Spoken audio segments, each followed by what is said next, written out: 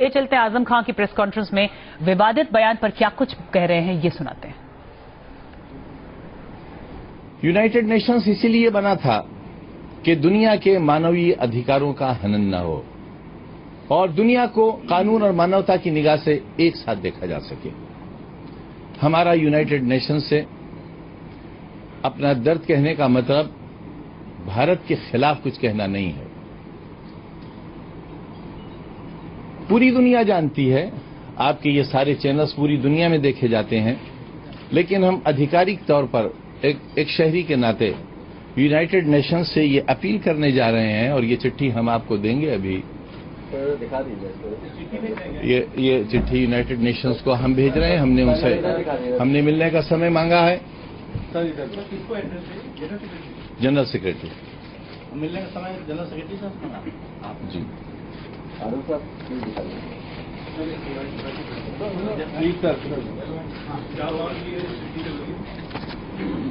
इसमें हमने यही मांग की है कि हिंदुस्तान में कमजोर मुस्लिम अक़लियत के साथ बहुत नाजेबा सलूक हो रहा है।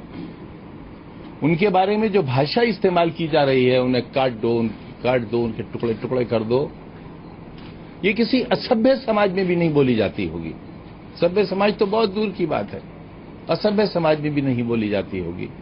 ऐसे हालात में, इन हालात में आरएसएस का ये निर्णय, और क्योंकि उनके 100 साल पूरे होने जा रहे हैं, उसके लिए उन्हें कुछ नतीजा भी चाहिए और अगली सरकारें राज्यों में बनाने के लिए, बिहार में बनाने के लिए, उत्तर प्रदेश में बनाने के लिए उन्हें यकीनन कोई एक ऐसा मुद्दा चाहिए जिससे दो तहजीबें अलग अलग खड़ी हो सकें।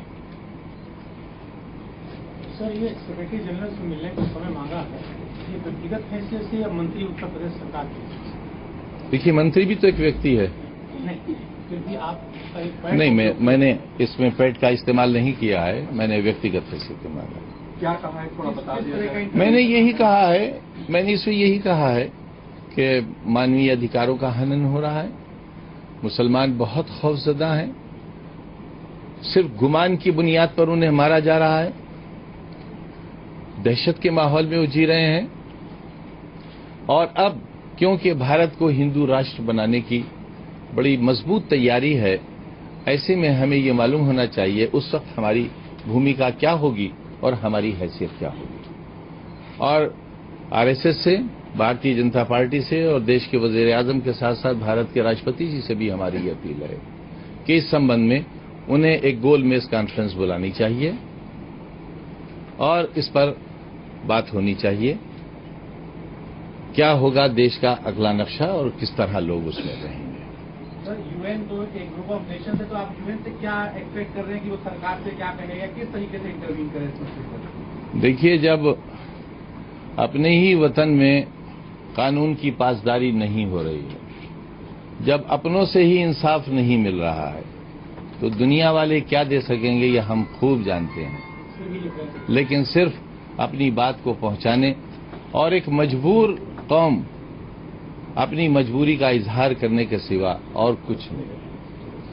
दूसरा सर ये कि प्राइम मिनिस्टर अभी तक चुपे हैं, इस तरह की घटनाओं पर बोलते नहीं है, गांधी की घटना पर भी बोले नहीं है, इस चुप्पी को आप देखिए, ये जितना भी कुछ आप देख रहे हैं वो गुलाबी क्रांति का नतीजा है।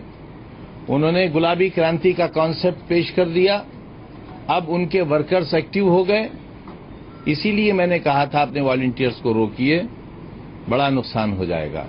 अगर सही वक्त पर उन्होंने अपने वॉलंटियर्स को मैसेज दे दिया होता कि गुलाबी क्रांति का मतलब किसी को गुमान की बुनियाद पर मार देना नहीं है, बल्कि अल कबीर के नाम पर जैन ब्रदर्स जो 90% गोश्त के कारखाने चलाकर पूरी दुनिया को प्रतिबंधित गोश्त सप्लाई कर रहे हैं, उन्हें बंद करना है, जिसकी मांग में एक मुसलमान होने के नाते, एक हिंदुस्तान ब्रदर्स जो 90% गोश्त के कारखाने चलाकर पूरी दुनिया को प्रतिबंधित गोश्त सप्लाई कर रहे हैं, उन्हें बंद करना है, जिसकी मांग में एक मुसलमान होने के नाते, एक हिंदुस्तानी होने के नाते एक अरसे से कर रहा हूं कि इन वधशालाओं को बंद होना चाहिए।